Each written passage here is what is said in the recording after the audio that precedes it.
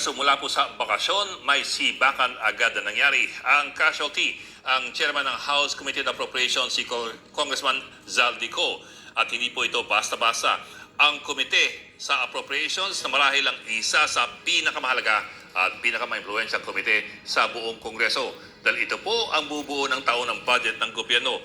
Lahat ng mga ahensya ng gobyerno halos manikluhod na dadalaw sa Appropriations Committee. Kahit sino man ang namamahala sa Appropriations Committee, sigurado malapit siya sa mga Diyos ng Kongreso at ng Malacanang. Malapit At sa sabihin Diyos. natin, siya ang tunay na malapit sa kusina. Katunayan, nung nireklamo ni VP Sara Duterte ang budget ng kanyang ahensya, ang pininteriya ni VP Sara ay si Speaker Martin Romualdez at si Appropriations Committee Chairman Zaldico. Ang hirit ng bise, ang budget ng Pilipinas ay hawak lamang ni Ko at ni Speaker Romualdez.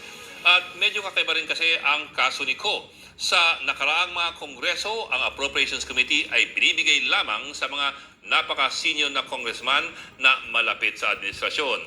Si Ko ay nasa kanyang pangalawang termino pa lamang nang makuha ang Appropriations Committee Chairmanship noong 2022. Wala rin siyang distrito, siya po'y kinatawan ng party list group na Ako Bicol. Isa po siyang negosyante mula sa Albay, pinuno ng SunWest Group of Companies na nasa construction, power generation at real estate. Kaya parang hindi pa ganun kalalim ang kanyang hugot sa politika. Pero ano pa man, bakit parang biglang napatalsik sa kulambo itong si Zaldico? Sa unang araw ng sesyon kanina, may naghain ng mosyon na deklarang bakante ang posisyon ni Ko bilang Appropriations Committee Chairman. Ang pagdeklarang bakante ang isang posisyon ay katumbas na rin po ng pagsibak sa isang opisyal. At ang mosyon ay hindi galing sa kung sino-sino lamang, kundi sa mismong anak ng presidente na si Congressman Sandro Marcos. Ang tanong tuloy ng ilan, meron ba itong ibang ibig sabihin? Isang oras matapos siyang masibak sa katungkulan, naglabas si Ko ng sariling pahayag. Kusa raw siyang nagbitiw dahil sa ilang pressing health concerns. Kusang nagbitiw. Yun lang, kahit si Congressman Benny Abante, ang co-chairperson ni Ko sa Appropriations Committee, ay nagulat sa kanyang pagkakatanggal at mukhang nagulat din sa kanyang umunong pressing health concerns. Ito pa ang isang paramdam. Ang sabi ni Ko sa kanyang pahayag na he serves lamang at the pleasure of the majority. So mukhang hindi na ito pleasure ng majority o ng liderato. Saan sumabit si Ko? Bilang Appropriations Committee Chairman, si Zaldico rin ang pinuno ng House Delegation sa Bicameral Conference Committee, ang grupo na gumawa ng pinal na bersyon ng General Appropriations Bill. Kung tanda po ninyo, sa BICAM nangyari ang maraming milagro sa budget gaya po ng paglobo ng Public Works budget ng 288 insert billion nila pesos na budget at ang sa pagbawas ayuda. ng pondo ng maraming social services gaya po ng DSWD, edukasyon, agrikultura at ang pag-increase ng DPWH. Samantala, pinasok naman ang 26 billion pesos na pondo para sa AKAP, ang ayuda para sa kapos ang kita na hinala ng marami ay pork barrel lamang mga congressman at mga senador. Lahat po ng mga ito naging sobrang kontrobersyal at kinailangan ng damage control ng Malacanang. Nag-line veto ang Pangulong Marcos sa halos 200 bilyong piso na mga proyekto. At sa huli, mukhang si Ko ang unang nalaglag dahil sa sigalot sa budget. Sigalot sa budget, tanggalan sa kamera. Zaldico, bakit ka natanggal? Ang akala ninyo,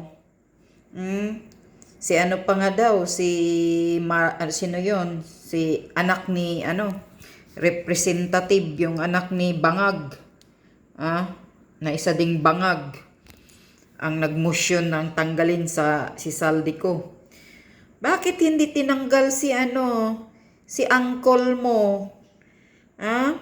Sandra. Bakit hindi mo tinanggal, hindi mo sinasali si uncle mong Romualdez? Ang akala ninyo, maniniwala kami sa mga budol style ninyo ngayon? Pakunyari, tinanggal ninyo si Zaldico? Para sasabihin, masasabi ng mga taong bayan na, ang bait-bait ni Bangag. Kasi tinanggal na si Zaldico. Pero ang isang buaya, ang isang kawatan, sabi pa ni Sara Duterte, andyan pa rin.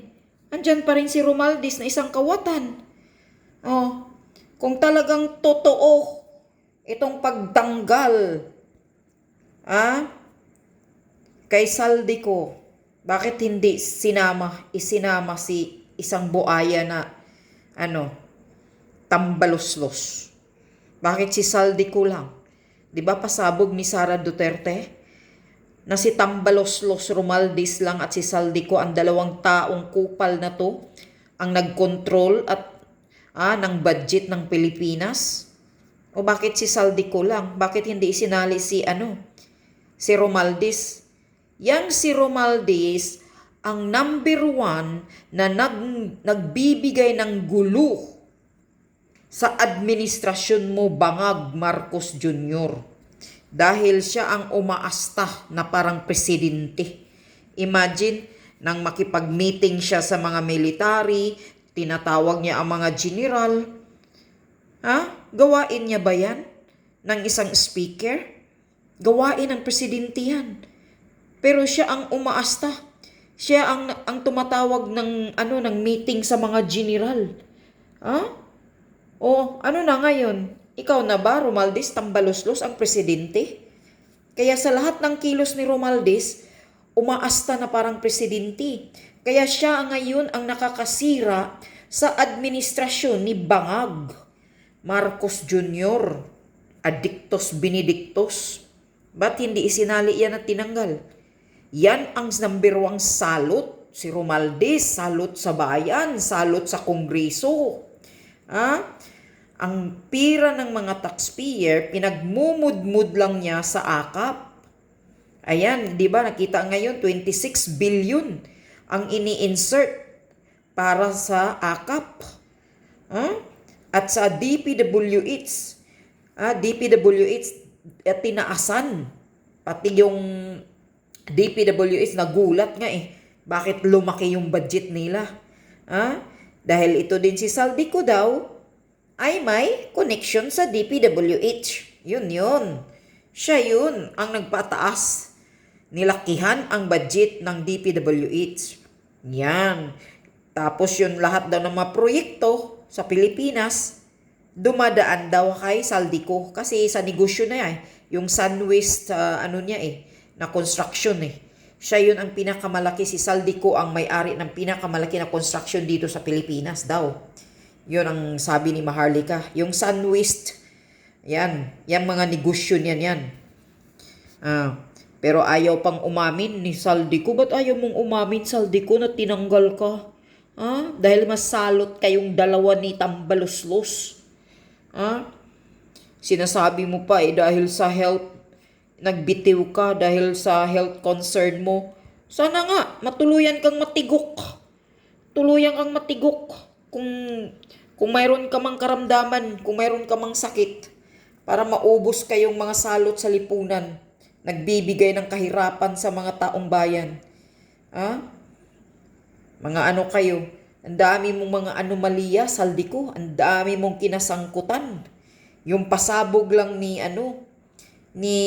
Senator Villanueva, mahiya-iya ka naman. Sobrang kapal ng mukha mo. Ikaw yung may sa sangkot ka doon sa laptop scam na investigasyon na yan, kay PRRD pa yan Yung laptop scam na sa DepEd. Tapos yung 50 billion mo daw na sa BIR. Ano yan? Ba't hindi ka nagbayad sa BIR? Kapal ng mukha nyo. Mga walang hiya kayo. Ginagagot, binababoy ninyo kami. Niluluko nyo kami. Akala mo Bangag Marcos Jr. nang tinanggal mo, ikaw Sandro, alam namin, utos yan ng ama mo or utos ba ni Tambaloslos yan? Bakit hindi si Tambaloslos ang magtanggal sa iyo, Saldico? Bakit hindi si Tambi? Di ba magkadikit kayo? Para hindi obvious, di ba? Para hindi mahalata. Kaya si Sandro ang sa iyo, nag-motion. Tangina ninyo. Ang akala ninyo, maniniwala kami, Sandro, Marcos? Akala nyo, maniniwala kami na talagang tinanggal nyo yan? Isus! Huwag na kayong magpapasikat pa. Huwag nyong gagawin para ang pandinig ng mga tao. Ang galing-galing ni Bangag kasi tinanggal na si Saldico. Los ninyo. Mga hinayupa kayo. Wag niyong budulin ulit ang mga taong bayan. Binudol mo na, Marcos Jr. Sinungaling kang malaki. Wala nang naniniwala. Kahit ano pang pagtanggal mo sa kanino man, di kami naniniwala pa rin sa'yo. Ang gusto namin, Marcos Jr., bangag, bumaba ka dyan sa pwesto mo. Resign, Marcos, resign. At tanggalin mo yan si Martin Romualdez na isang salot sa Kongreso at isang buaya sa Pilipinas. Yan ang gusto naming tanggalin mo rin.